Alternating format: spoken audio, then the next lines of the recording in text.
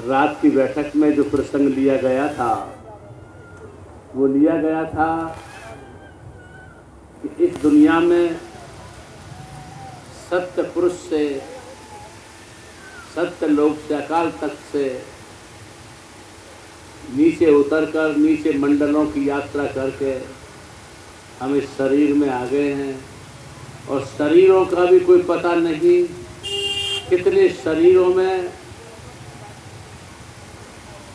जन्म ले चुके थे और जन्म के साथ मरण हो चुका था, कोई पता नहीं। दुनिया का कोई ज्योतिषी या कोई गणितज्ञ, कोई भी देवज्ञ ये नहीं कह सकता कि तुम इस दुनिया में इतने शरीर धारण कर चुके हो और इतने शरीर छोड़ चुके हो।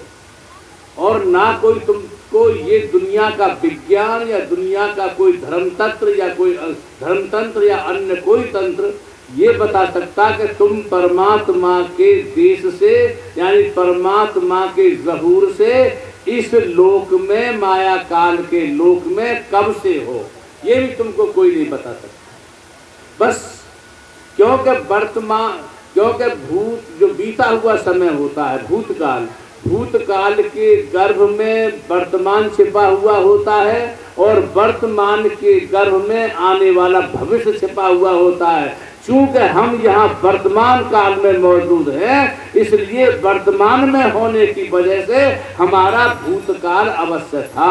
अगर भूतकाल नहीं होता तो हम आज नहीं होते, अगर बीता हुआ कल नहीं होता तो हम आज यहाँ नहीं होते।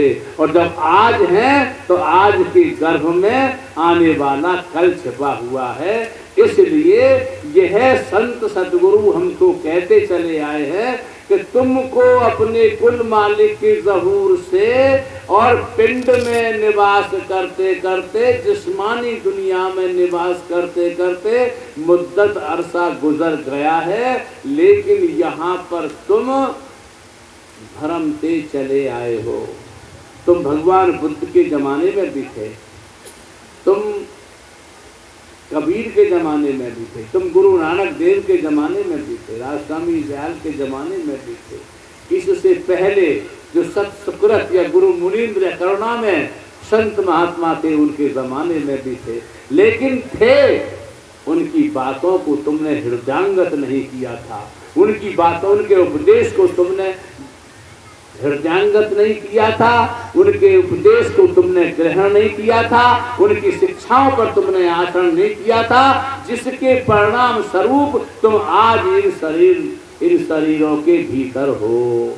और अगर इसी तरह से अनसुनी करते चले गए संत महान पुरुषों के उपदेश की, तो पता नहीं और कितने जन्मों में दुख सुख उठाते चलोगे। पता नहीं कितनी महिलाओं के पति बन चुके हैं, कितने पुरुषों की पत्नी बन चुके हैं, और इसी योनि में नहीं न जाने नीचे दर्जे की योनियों में कहाँ कहाँ हम तुम दुख सुख भोगते चले गए हैं। और इस दुख सुख से छुटकारा पाने का बस एक ही उपाय है, और वह उपाय है, और सारे उपाय चाहे तुमको दुनिया में कितने ही दिखाई दे रहे हैं, चाहे कोई भी कुछ कहता रहे, लेकिन श्रेष्ठ उपाय केवल सच्चा और अपना उपाय यही है कि किसी सतगुरु की शरण में जाओ और उससे अंतर्भेद अपने भीतर बैठे प्रकाश और ज्योति का स्वानुभव करो। इससे श्रेष्ठ रास्ता कहीं नहीं है,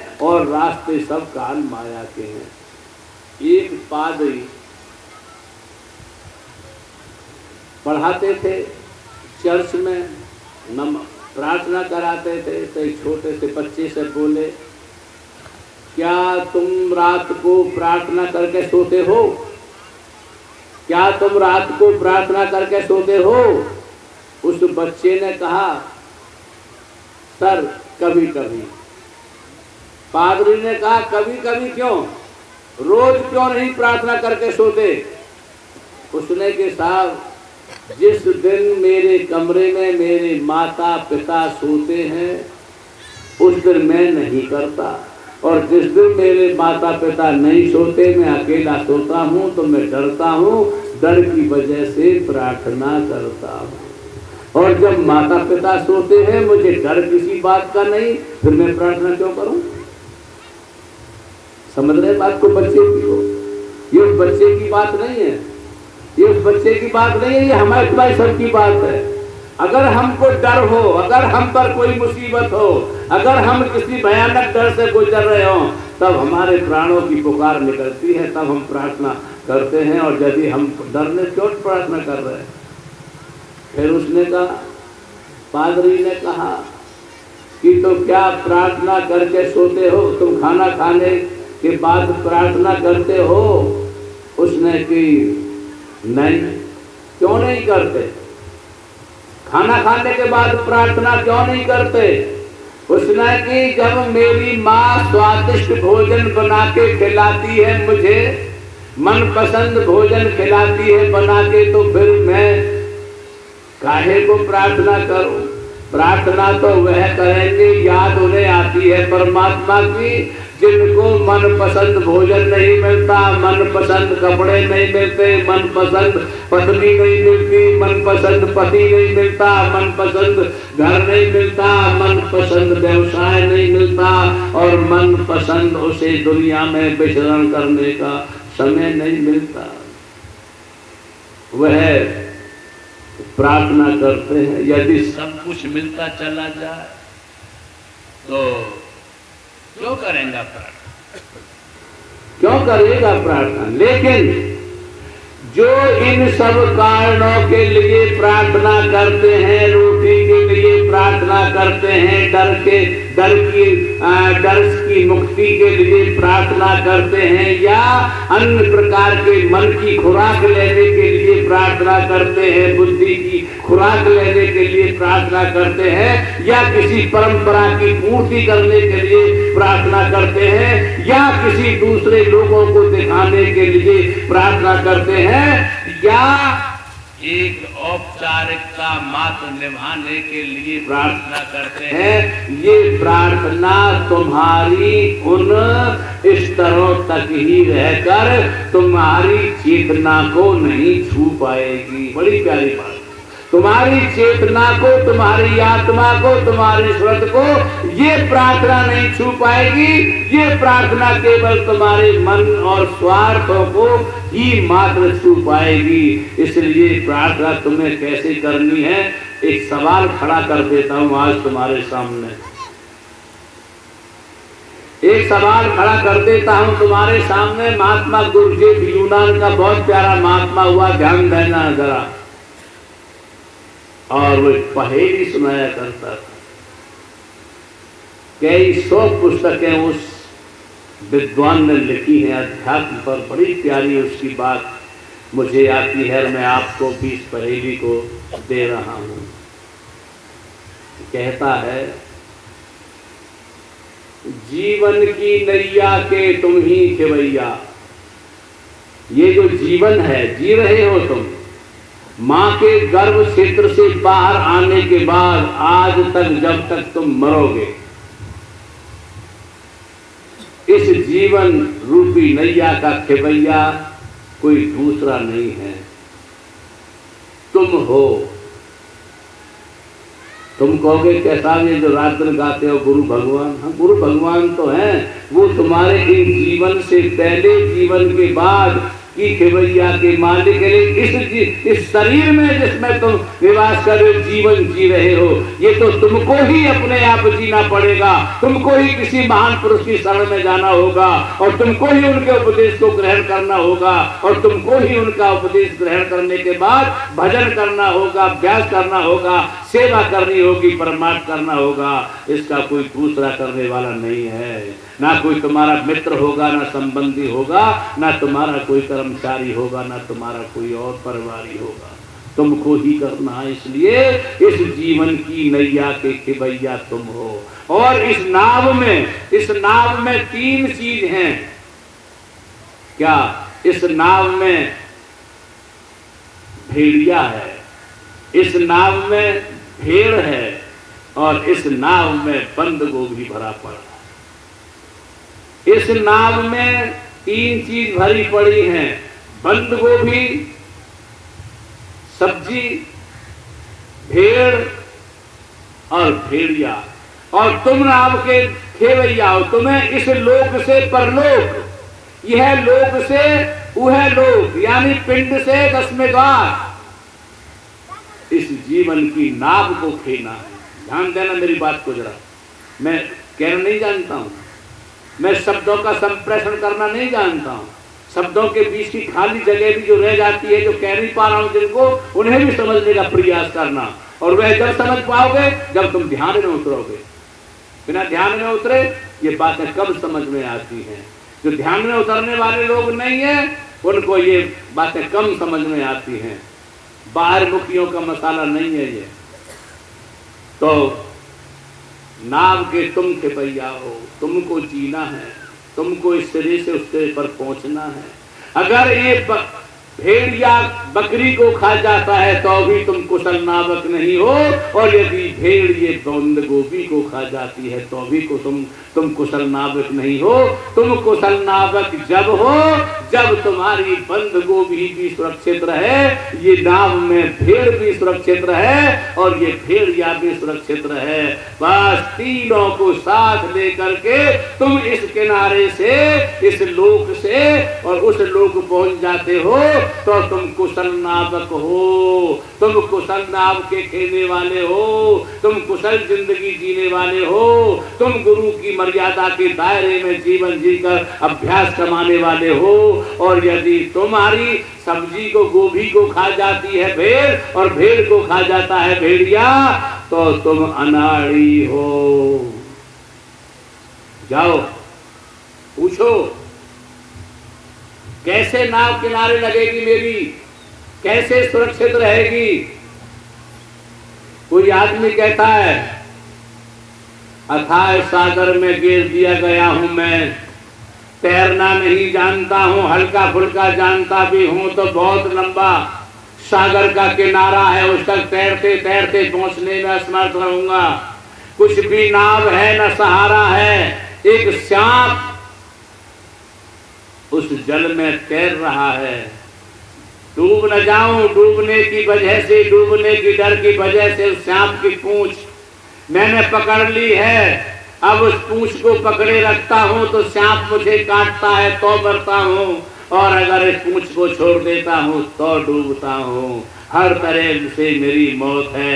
बताओ मैं सुरक्षित कैसे पहुंचूं, इस किनारे से उस किनारे कैसे सुरक्षित पहुंचूं। बस सांप के अलावा कुछ नहीं है। संसार रूपी सागर में काल रूपी सांप लहरें ले रहा है और कोई नहीं है तुम्हारा, इधर उधर कोई नहीं है, और सांप की पूंछ तुमने पकड़ ली है।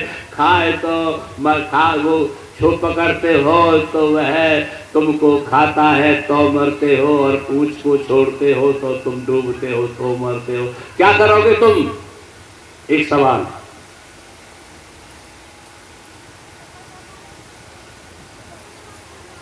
इसका जवाब ही दे देते हैं, तब बाद में अगली बात करेंगे।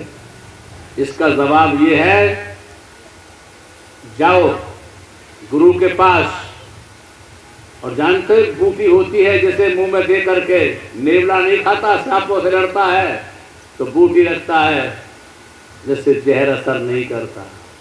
उस सार शब्द की, गुरु से सार शब्द की, सत्शब्द की बूटी को अपने मुख में दबाए रखो और पूंछ पकड़े रखो। सांप काटेगा भी तो असर नहीं होगा तुम पर, तुम चिंता रहे आओगे। इस बूटी को, इस सार शब्द की बूटी को, इस नाम की बूटी को अपने मुख में दबाए रखना, और तुम्हारा कभी कोई भी सर्प रसेगा, तुम्हारी मौत नहीं होगी। और आराम से नाव का काम इससे ले जाओ, इसी से इसकी दुनिया से पार हो जाओ, इसी के सहारे से इसकी दुनिया से पार अपने सचखंड में पहुंच जाओ। ये अब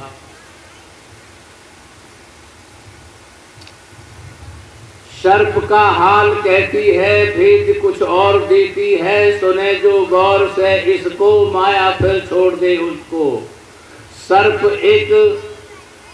सर्प एक भूमि से आया, आहार की चाह में धाया, न पाया उसे कुछ सुआ।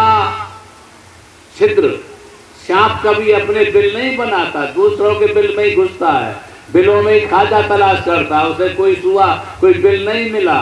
अब एक दिखाई दिया एक सुआ, उसने समझा कि इसमें होगा चूहा, अब मुंह डाला तो छछूंदर जाए निकली है, उसमें छछूंदर थी, उस बिल में छछूंदर थी। खाए तो कोड़ी हो जावे, छोड़े तो आंख खो जावे, क्योंकि फिर सब पंजे उसने लगाए आंख में तिसने।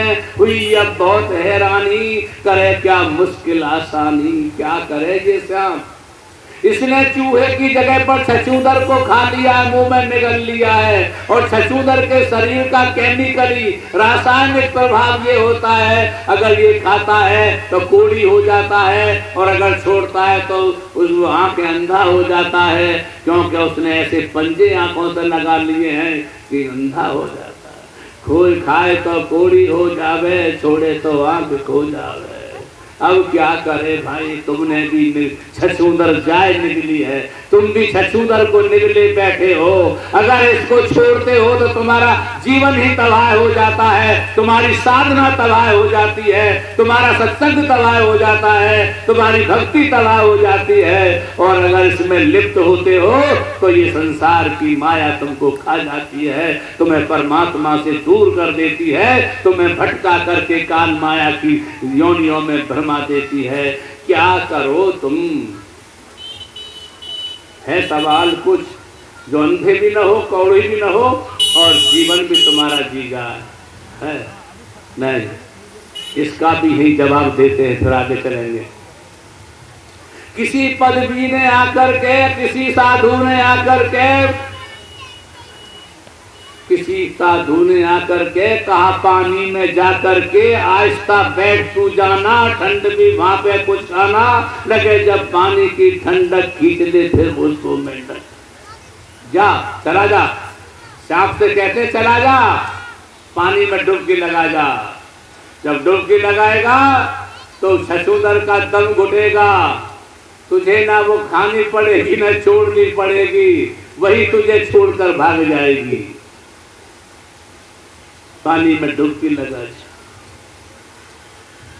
ना अंधा होगा ना कोड़ी होगा, तू सुरक्षित बचेगा। और वो डुबकी कौन है? वो डुबकी है सत्संग। सत्संग रूपी पानी में डुबकी लगाए रहो, तुम पर कोई परतें नहीं चढ़ने देगा, तुम्हें काल माया के प्रकोप नहीं होने देगा, तुम्हारे अज्ञानता की सतहों को नहीं बढ़ने देगा, और तुम्हें वह वैध के बंधनों में नहीं फैलने देगा, और तुम्हें रोका रहेगा स्वयं के भीतर। डुबकी लगा जाओ। किसी पदवी ने आकर के कहा पानी में जा कर के आहिस्ता बैठ तू जाना, ठंड भी वहां पे कुछ खाना, लगे जब पानी की ठंडक खींच ले फिर उसको मेंढक। राधा स्वामी गुरु हमारे हैं, सभी के सर बैठा रहे हैं, सतगुरु संभाल करते रहेंगे, बताते रहेंगे, तो इसका लिए अब वो तो बात रही गई, ये तो बात आ गई तुम्हारे जीवन जीने की, वो बात तो रह ही गई कि बंद गोभी भी बची रहे, बंद गोभी भी बची रहे, भेड़ भी बची रहे, और भेड़िया भी बचा रहे। नॉन वॉलियंस का सिद्धांत संत सतगुरुओं ने बताया है, किसी की हिंसा न हो, तो वो कैसे बचेगी भाई? तुम्हारी जीवन की नैया भी पार लगे, गोभी भी बची रहे, भेड़ भी बची रहे, और भेड़िया भी बचा रहे। चलो नाव ले चलते हैं। कैसे ले चलो? बंद गोभी को देखकर भेड़ पर नहीं रोका जा रहा, वो तो झपटेगी, रस्से तोड़ेगी, छलांग लगाएगी, फलांग। और भेड़ को देखकर भेड़िया पर भी नहीं रोका जा रहा, वो भी खाएगा जी। जरा ये फरफरी कर देता हूं, बात स्पष्ट कर देता हूं। बंद गोभी है भोग वनस्पति, संसार के भोग, ये बंद गोभी है। और भेड़ है ये हमारी इंद्रियां, और भेड़िया है हमारा मन। तीनों मौजूद हैं, इंद्रियां भेड़ और मन भेड़िया, और ये विषय भोग ये बंद गोभी। कैसे चलोगे? दो ही सूरत है भाई। संतों ने दो सूरत कही। एक सूरत तो ये, भेड़िया को इतना भयभीत कर दो, भेड़ को इतना भयभीत कर दो कि भेड़िया भेड़ की तरफ को न देखे और भेड़ बंद गोभी की तरफ को न देखे। इतना भयभीत कर दो। ओहो, बड़ा टेढ़ा काम है। कैसे कर? भेड़ को इतनी भयभीत कर दो कि बंद गोभी की तरफ न देखे और भेड़िया को इतना भयभीत कर दो कि भेड़िया भेड़ की तरफ को न देखे। बस काम की। बहन बैठ जाओ, उधर बिछावन नहीं है, पीछे जगह खाली पड़ी है, बिछावन है, लेकिन शायद सर से सर मिला के ही बैठोगी। अरे पीछे बहुत जगह है बहनों, उधर चली जाओ तो बेफिक्र बैठो, बहुत जगह है।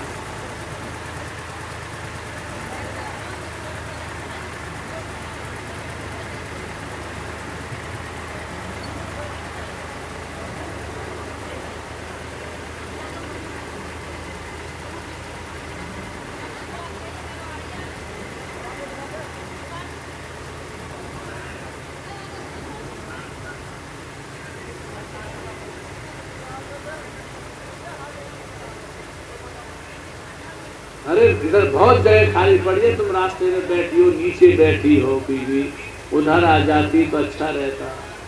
छाया भी करा दी है तो तुम्हारी राजी। अब क्या करें?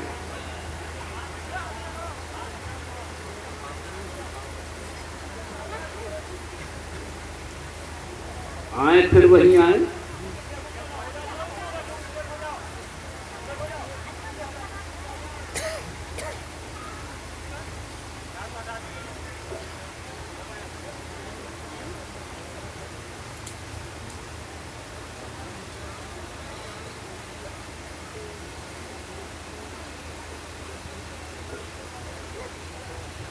हाँ तो फिर आ जाओ वहीं, फिर आ जाओ।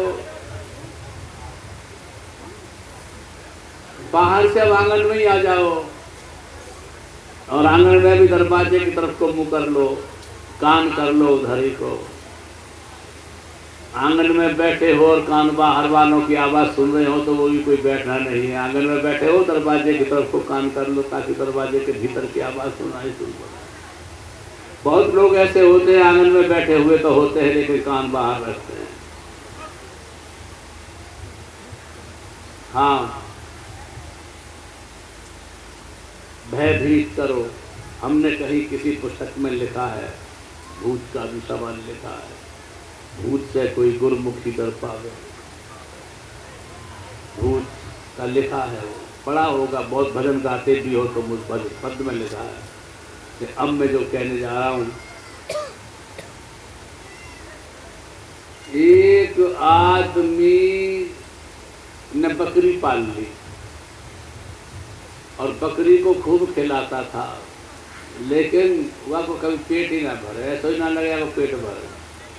जब भी कोई नई चीज लाए और फिर डाली वाले तो लप लप फिर खाने लगे। जैसा मेरा कभी पेट आज तक भरा ही नहीं थी, मैंने रोज खाया लेकिन मेरा पेट नहीं भरा आज तक। कभी कुछ चाहिए। मेरी ही तरह थी वो। अब बहुत दुखी हो गया, बकरी है, पेट नहीं भर पा रहा है। उसने कहा मैं शायद इसको उपलब्ध सामग्री न दे पाया हो तो अपने रिश्तेदारों को पहुंचा दी। रिश्तेदारों को कहा हमारे बस की ना, अभी खूब खिला दिया पेट, फिर उसको डाकर डाला, फिर लप लप खाने लगे, फिर लप लप खाने लगे। साहब हमारे बस की नहीं है, इसे जो ले। उसने वो राजा तक पहुंचा दी कि साहब मेरी बकरी का पेट भर दो। राजा ने तरह तरह के खूब, जैसे गांधी जी की बकरी नहीं खाती थी अंगूर, खूब अंगूर वगैरह खिलाए, लेकिन फिर कुछ डाल कर देखा फिर खाने लगे। जब बकरी को जो भी डालते उसी को फिर चट कर जाती, उसका पेट नहीं भरता, तो वह बोला ऐसा कोई है जो मेरी बकरी का पेट भरे। अब एक महात्मा थे, दुनिया में जब भी कोई सवाल खड़ा होता है, सवाल दुनिया की बुद्धियां थक जाती है, तो उन सवालों का जवाब केवल महात्माओं के पास होता है। जितनी भी दुनिया की समस्याएं हैं, जब समस्याएं उलझ जाए, विश्व ही उलझ जाता है समस्याओं में, तो उन समस्याओं का समाधान केवल संत महात्माओं के पास होता है। देखो जरा इतिहास उठाकर, देखो ये इतिहास उठाकर देखोगे तुम, जब भी अशांति हुई है, जब भी अशांत रहा है व्यक्तित्व जगत, तभी महात्माओं ने उसको शांत किया है। चाहे वो मोहम्मद के नाम से था, चाहे वो जीसस क्राइस्ट के नाम से था, चाहे मूसा के नाम से था, चाहे लाओ त्से के नाम से था, चाहे च्वांग के नाम से था, चाहे बुद्ध के नाम से था, चाहे महावीर के नाम से था, चाहे गुरु नानक देव के नाम से था, चाहे कबीर के नाम से था, चाहे रविदास के नाम से था, चाहे स्वामी के नाम से था। बहरहाल समाधान इन महात्माओं के द्वारा ही हुआ था। तो बकरी का पेट नहीं भरा, महात्मा ने कहा हम भरेंगे इसका पेट। लो महाराज, मैं दुखी है गोया से। हर कोई, ये कोई कहानी नहीं सुना रहा मैं तुम्हें, ये तुम्हारे जीवन की वास्तविकता सुना रहा हूं। इंद्रियों रूपी भेड़ का कभी भी पेट नहीं भरा है। हर इंद्री हर पल कुछ ना कुछ चाहती रहती है।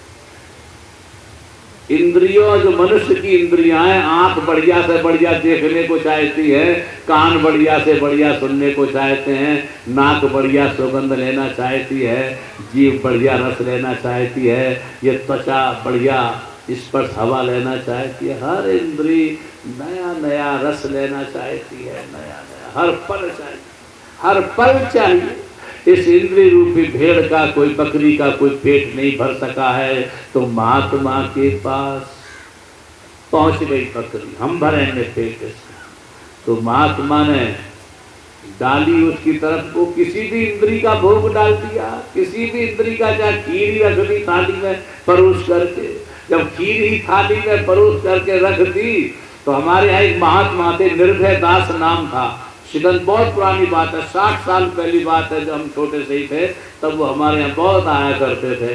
तो वो सुनाया करते थे कहानी के साहब। एक आदमी महात्मा था, बन गया, बाजार में होके जा रहा था, तो बाजार में होके जा रहा था तो उसका जलेबी खाने को मन करा, तो दुकानदार से कहा भैया थोड़ी जलेबी दे दे। पहले महात्माओं की बहुत सेवा करते थे, भेखधारी महात्मा की बहुत सेवा करते थे। अब तो महात्मा पाखंडी हो गए, तो महात्मा को घर में नहीं घुसने देते, कुछ ले जाएगा, बच्चों को उठा ले जाएगा, कुछ ले जाएगा, और आजकल को करते ही हो गए। तो जलेबी दे दी, जंगल में ले गया बाबा। जब जंगल में ले गया, बैठ गया और बैठ करके बोला खा साले खा, तो अपने कान पे बड़े आप ही मारता था, खा साले खा। देखे साले कैसे खा साले खा, इधर से लगा, इधर से लगा, खा साले खा, खा साले। अब कान पीट रहा आपने, जलेबी रखी है, खा साले खा। जब तो साले बाद जाके बाबा बाबा दे दे, बाबा दे दे, बाबा दे दे, बाबा दे दे, खा साले खा, कान से पीट रहा है। अरे कोई बात नहीं, मैं अपने तो मार रहा हूँ, तेरे थोड़ी मार रहा हूँ, तुझे परेशान होना था। खा साले खा। अब तो मतलब घंटों हो गए, जलेबी रखी है, जलेबी रखी है, पिटाई कर रहा गालों की, खा साले खा। अब हाथ में एक हाथ से, जब हाथ उठाने को करे खा साले, फिर दूसरे हाथ में मारता है, खा साले खा। अजीब घंटों हो गए, जलेबी वही वही रखी रही, और बाबा छोड़ के अब जलेबियों को चल दिया। लेकिन साले हमारे बिना कैसे खाएगा तू? ध्यान देना मेरी बात को, मैं कोई जोक्स नहीं सुना रहा हूँ मैं तुमको जोक्स नहीं सुना रहा हूँ, मैं तुम्हारे मन की स्थितियों को अवगत करा रहा हूँ। यानी छोड़ करके जलेबियों को चला साले हमारे बिना, क्योंकि इन इंद्रियों को चैतन्य करने वाली जो शक्ति है उसी को सुरत कहते हैं। इन इंद्रियों को सक्रिय करने वाली जो है वही तो शक्ति सुरत है, वही तो आत्मा है, वही तो चेतना है, वही तो रूह है, वही तो स्पिरिट है, वही तो कॉन्शसनेस है। तो बस अब बकरी ले आया महात्मा, उसने उसके डाल हरी हरी फुनगी की, बरसीम कहो, मीठा मीठी बरसीम कहो, मेथी कहो, बंद गोभी कहो, कोई वनस्पति डाल दी। बकरी को तो बढ़िया स्वाद मिला। जैसे आज हम जब खीर पूरी दिखाई दे जाती है, आए हाय फिर क्यों पूछते हो, क्या घरवाली रोकती है, टाइम ना सत्संग में जाने को, अभी बस सत्संग सुन के चलो आऊँगा, वो खीर पूरी के बारे में भाग लेते हैं। और अगर खीर पूरी ससुराल में मिल जाए तो बस पूछो ही मत, इतना फिर तो सगरे परिवार से युद्ध करना पड़ जाए।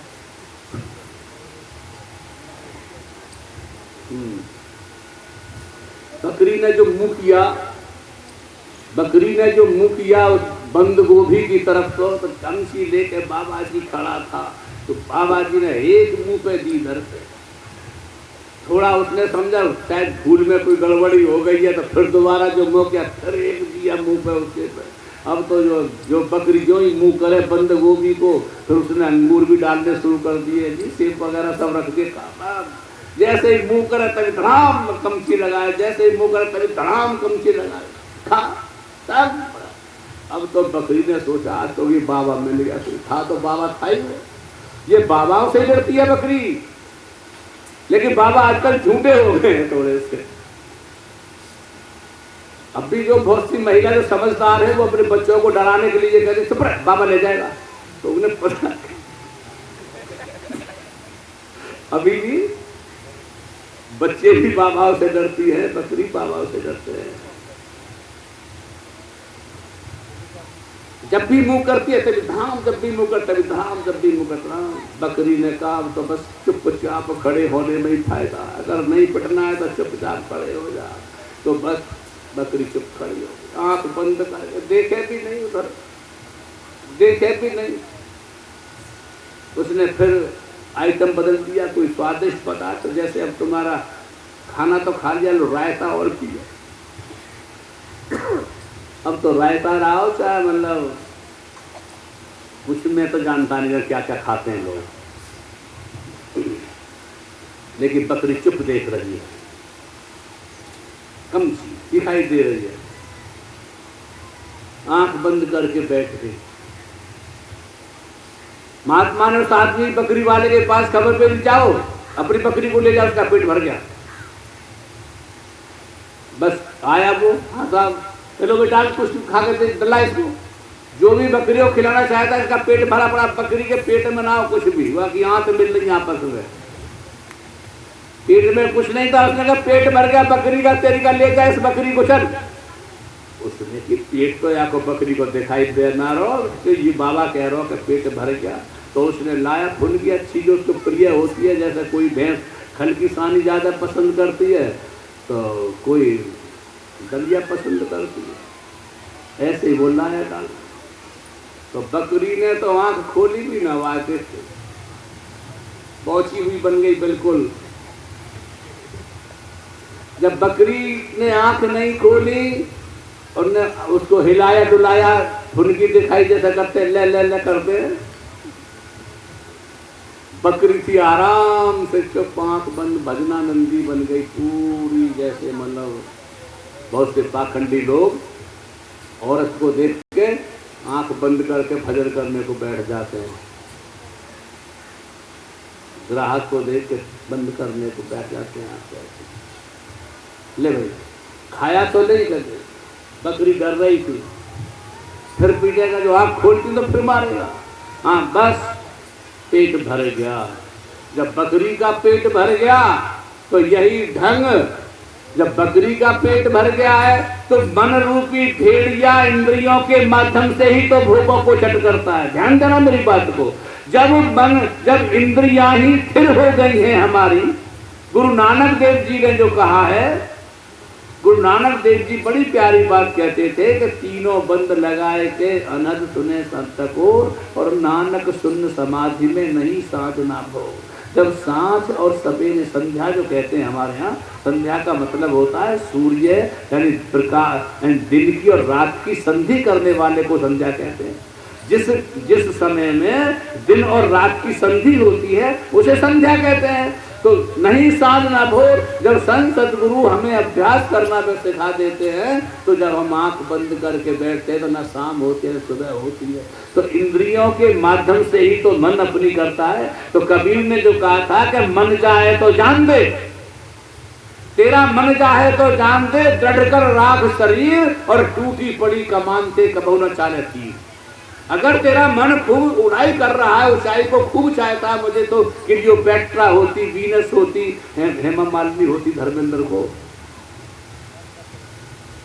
आजकल शाहरुख खान आ रहा, तो ये बहुत ज्यादा सुना है मैंने, लड़कियां सपने देखती है शाहरुख खान के, मुझे तो ये होता, मुझे तो ये होता। तो मन चाहे तो जाने दे, उड़ा खूब उड़ा, जहां जा रहा, दिल्ली चला जा, बंबई चला जा, कलकत्ता चला जाए, ऑस्ट्रेलिया चला जाए। दृढ़ कर राख शरीर, तू अपनी इंद्रियों को दृढ़ राख, मजबूत रख, स्थिर रख। टूटी पड़ी कमान से कबहू न चाले तीर। जब कमान की टूटी हुई कमान है तो तीर जाएगा कहाँ? तो जब इंद्रियां हमारी स्थिर हो जाती हैं, इंद्रियां जब स्थिर हो जाती हैं, तो इंद्रियों के साथ मन को तो स्थिर होना ही पड़ेगा। मन तो अस्थिर जब होता है जब हमारी इंद्रियां अस्थिर होती है, और जब मन स्थिर हो जाएगा, इंद्रियां स्थिर हो जाएंगी। और ये कब होंगी? जब इस मन को तुम शब्द से जोड़ोगे। अंदर में 10वें द्वार में जब सतगुरु हस्त कुंजी तुदर खुले नाई, छोड़ते गुरु पूरे भाग मिला बढ़िया। जब तुम 10वें द्वार में पिंड से उठ करके और शब्द से मन को जोड़े रहोगे, तो मन को फिर निचले रस पीके लगेंगे। ये क्यों आएगा? नहीं, बस कमान टूटी हुई से तीर नहीं चलेगा। मन अंदर के रस लेने शुरू कर देगा, मन अंदर में जुड़ा रहेगा शब्द से, सतगुरु के स्वरूप से, तो इंद्रियां भी सब आराम से स्थिरता रहेंगी। तुम्हारी गोभी भी सुरक्षित रहेगी, तुम्हारी भेड़ भी सुरक्षित रहेंगी, और तुम्हारा भेड़िया भी जिंदा रहेगा, और तुम्हारी चेतना की रूह की सुरत की यात्रा पिंड से 10वें द्वार के तट तक सहज हो जाएगी। और तुम्हारा सत्संग सफल, और तुम्हारी भक्ति सफल, तुम्हारा ज्ञान सफल, तुम्हारा गुरु मत सफल, और यहाँ तक है कि तुम्हारा कुल मालिक का बस आशीर्वाद सफल। बस मैं लंबी बात नहीं करूँगा, बस अपनी बात समेटते हुए यहाँ ला रहा हूँ। तो देखियो, तुम आते हो, बदनाम हो गए हो दुनिया में कि फला आदमी सत्संग है। जैसे मुझे लोग बदनाम करते हैं कि बस सत्संग ही सुना तो रहे। अभी मेरा रिश्तेदार लगे और दूर को जिंदगी घर बीत रही, बाकी शराब पी ले तू नबी, शराब पीते पीते जिंदगी गुजर गई। लेकिन मेरे लिए क्या खबर भिजवाई थी, पागल है, और इनके घर बिगाड़ लो, अपने घर बिगाड़ लो, और इनके घर बिगाड़ तो डोल लो। शराबी आदमी खुद मुँह भूखे तो फिर अपने ताई ना के मैं जिंदगी में कभी छुई ना था। उसने कितनी बीघा जमीन बेच दे शराब की, अपनों घर बिगाड़ दो।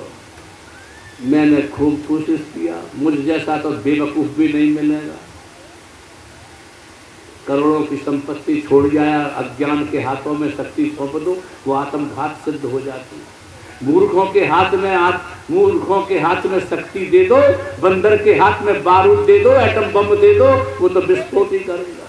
मुझसे बेवकूफ नहीं मिलेगा। अज्ञान के हाथों में शक्तियां सौंप देना और फिर कलंक लगा देना आपने, तो बर्बाद मुझसे कहता है। तो ये मेरी कहानी है। तो तुम बदनाम हो गए हो, और बदनाम भी ऐसे आदमी के साथ हो गए हो जो मैं बदनाम हो चुका हूं। बदनामी का एक फायदा उठा लो, और फायदा ये उठाओ, दुनिया तो हमने कहीं बहुत पुरानी पुस्तक में लिखा था, दुनिया तो दुनिया रही, ये जान न सकी, और कितने ही आए संत मगर पहचान न सकी। दुनिया तो दुनिया के जीवों को पहचानती है, ये ऊपर के जीवों को नहीं पहचानती है। तुम ऊपर के जीवों के अंशी हो, तुम ऊपर के ही यात्री हो, और ऊपर ही पहुँच के अपना कल्याण कर लो। इन किनारे पर खड़े हुए लोगों के पास, इन भोगों में लिप्त रहने वाले लोगों के पास व्याख्या और टीका के अलावा कुछ नहीं है। इनके इनके पास बातन के पकवान से कबऊ न धाप हो और श्यापन की पंचायत में जीव लपालप हो। इनके पास लपालपी के अलावा कुछ नहीं होता है। ये तो अच्छे खासे आदमी को यात्रा करने से रोकते हैं। इन्हें तो वही प्यारे लगते हैं जो इनके पागलपन में साजी हो जाओ, इनकी मूर्खता में अपनी जिंदगी को बर्बाद कर दो और इन मूर्खों के बीच में रह के अपने आत्म पद को और सत्य पद को भूल जाओ। ये लोग तो उनसे खुश रहते हैं, तुम उन लोगों तुम नहीं हो। तुम spirit is the part of God, तुम परमात्मा के अंशी हो, इनके अंशी नहीं हो। ये काल के अंशी हैं, ये मन के अंशी हैं, माया के अंशी हैं। तुम परमात्मा के अंशी हो और जब तक परमात्मा के लोक में पहुंच न जाओ तब तक दुनिया की बातें मत सुनो, क्योंकि अंत यात्रा तुम्हारी वही है और वही तुम्हारा लक्ष्य है, वही तुम्हारा धर्म है। बस आप शराब मांस जुआ व्यभिचार से दूर रहते हुए, नियत से अपनी गुजर बसर करते हुए, जो भी जिम्मेवारियां हैं उनको निभाते हुए, जो भी जिम्मेवारियां माँ की, पिता की, बाप की, बेटे की निभाते हुए, शाम सुबह दोपहर को भजन करो और भजन भी अंतर का अभ्यास करो जिसमें तुम्हारा मन रूपी भेड़िया, तुम्हारी भेड़ सब शांत हो गए, जो तुम उस लोक पहुंच जाओ। बस इन्हीं शब्दों के साथ मैं अपनी बात पूरी करूंगा। आपने मेरी बात को बड़ी शांत और प्यार से सुना है, इसके लिए मैं आपका बहुत बहुत आभारी हूँ। और अंत में आपके अंदर बैठे उसी कुल मालिक को राधा